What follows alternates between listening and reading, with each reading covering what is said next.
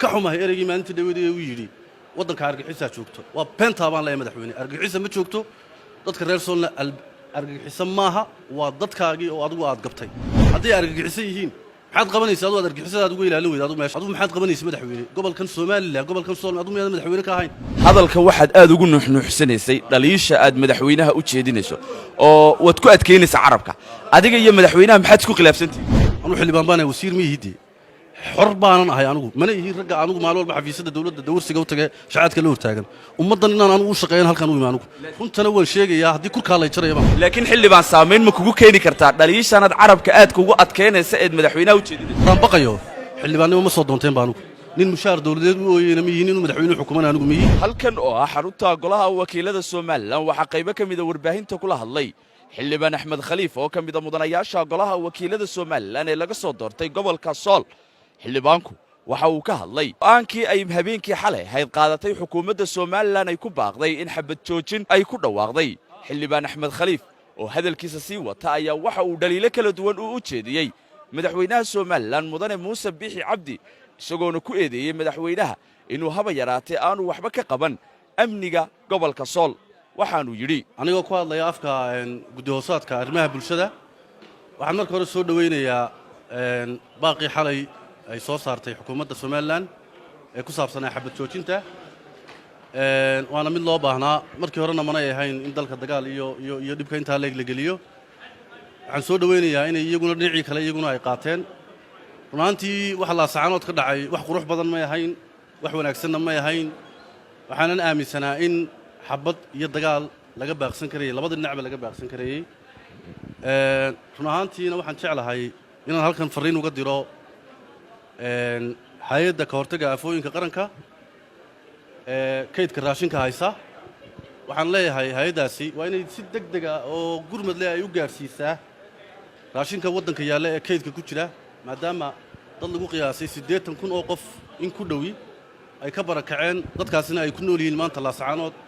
iyo hareeraheeda iyo ingarooba aaday laakiin dadka badankiisu ay intaa guumaysi iyo adhi cadeeyo iyo laasacaanood hareeraheeda ay ku hareeraysan yihiin waxaan kaloo halkan fariin rabaa inaan uga diro hay'adaha UN-ka iyo international NGOs-ka oo aan leeyahay si degdeg ah hal loola gaaro dadkaasi waxaan kaloo rabaa inaan halkan inaan uga diro hay'adda barakacayaasha qaranka oo iyaduna maadaama barakac badan oo baahsanay uu waddanka ka dhacay in iyaduna ay gurmad la gaaraan intaa ka bacdi waxaan jeclahay inaan mid u sheego dadka maxay tole reer Soomaaliland ee labada dhinacba ah ee baraha bulshada isugu gudbinaya waxyaabaha caadifadaysan ee aan wanaagsanayn maantii anigu aad baan uga xumahay maadaama aan gobolka Sool ka soo jeedo gobol ahaan aan ku metelo xilka aan hayo gobolka Sool dhibaatada ka dhacday waan ka xunahay mana wanaagsana aqlina ma gelayso in dadka la yiraahdo xabadna waa la idin la dhacayaa Soomaalilandna waa ka tirsatiin wax soconaya maaha dadka caadiga ee wax magaratada ah ee inta badan aaminsan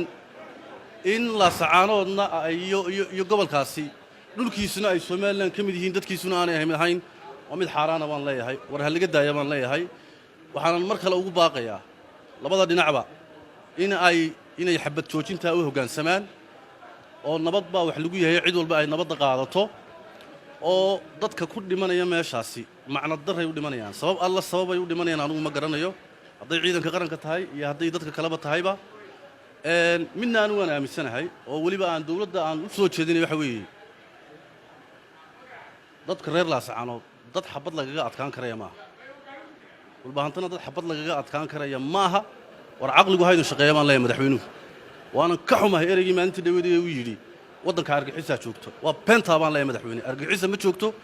dadka reer Soomaaliland argagixisa maaha waa dadkaagii oo adigu aad gabtay haddii argagixisa yihiin maxaad qabanaysaa adigu argagixisada adigu ilaalin weydaad adigu meesha adigu maxaad qabanaysaa madaxweyne gobolkan Soomaaliland gobolkan Sool adigu miyada madaxweyne ka ahayn maxaad adigu argagixisada uga ilaalin weyday waa ka xumahay dadkana waxaan leeyahay xaal baan idinka siinaa arrintaasi arrinaan isaga la qabnana maaha in dadka iyagii qayb ka mid ah lagu sheego argagixisana wax soconaysana maaha waana ta halkaasi geysay baasha ee sii fogeysay madaxweyne adiga iyo xukuumaddaadu ilaahay wuxuu idinka habaaray hadalka maalin kastood hadlaysaan waxaad ku sii hadashaan wax ummadda kala fogeynaya fadlan